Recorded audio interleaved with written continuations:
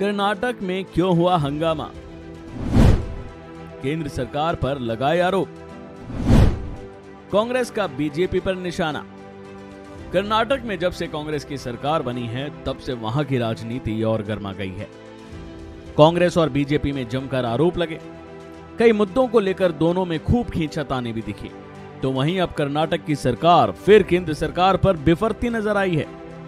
वजह है केंद्र की ओर से एक योजना को रोक देना, जिसके चलते कहा जा रहा है कि मोदी सरकार गरीबों का भला नहीं चाहती। दरअसल कर्नाटक के सीएम सिद्धारमैया ने केंद्र सरकार पर साजिश का आरोप लगाते हुए कहा है कि सरकार उनकी 5 गारंटी योजनाओं को विफल करना चाहती है। असल में केंद्र ने राज्य सरकार को ओपन मार्केट सेल स्कीम के तहत केंद्रीय पूल से चावल और गेहूं की बिक्री बंद कर दी है।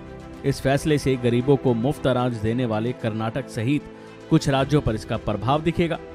सीएम सिद्धारमैया ने कहा कि कर्नाटक को अन्न भाग्य योजना लागू करने के लिए आवश्यक मात्रा में चावल न दिए जाने की प्लानिंग है, ताकि योजना अपने सही रूप में सफल न हो पाए। बता दें कि अन्न भाग्य योजना के तहत गरीबों को चावल दिए जाने हैं। तो वहीं सिद्धारमैया ने कहा कि उनकी सरकार ने अन्न भाग्य योजना के तहत अनाज की आपूर्ति के लिए एफसीआई से 2.28 लाख मीट्रिक टन की मांग की थी और 12 जून को एफसीआई ने 2 पत्र भेजकर लगभग 2.22 लाख मीट्रिक टन की आपूर्ति करने की सहमति दी थी। उन्होंने कहा कि अब वह इससे पीछे हट गए हैं। इसके पीछे की वजह सिद्धारमैया ने सरकार के उस फैसले को बताया जिसके तहत केंद्र सरकार ने भारतीय खाद्य निगम से गेहूं और चावल की बिक्री रोक दी है। इस फैसले से कर्नाटक की कांग्रेस सरकार को झटका लगा है। उसे अपनी 5 गारंटियों में से अन्न भाग्य योजना को लागू करने में मुश्किल का सामना करना पड़ रहा है। तो वहीं इस मामले में क्या कहना है कर्नाटक कांग्रेस प्रभारी रणदीप सिंह सुरजेवाला का, सुनिए।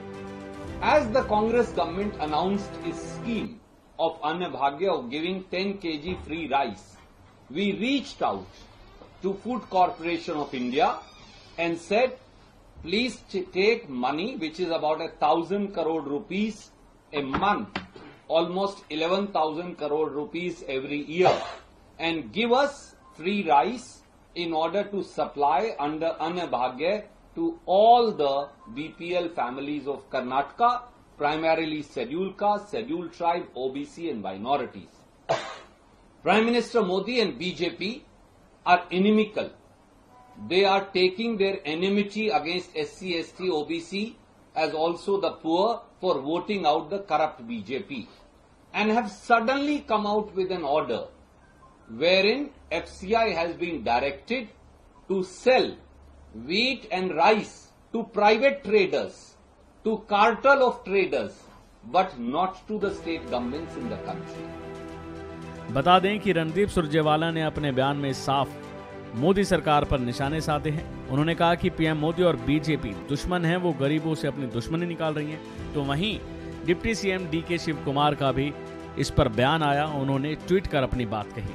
Earlier, Mr. Nadda ji, the president of the party, had assured the people of Karnataka and threatened the people of Karnataka, if they voted to power, they will not support us from the central scheme, and he has threatened that all this support from the central will be withdrawn. So I am very thankful and condolent to Mr. Nadda ji for his kind words. So whatever he had promised, he is trying to implement. He should remember we all are working in a federal structure. The country is one. We all are one.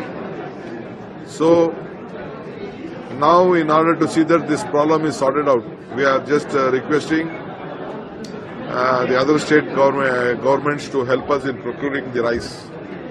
Whatever may be the situation, we are going to implement the rice.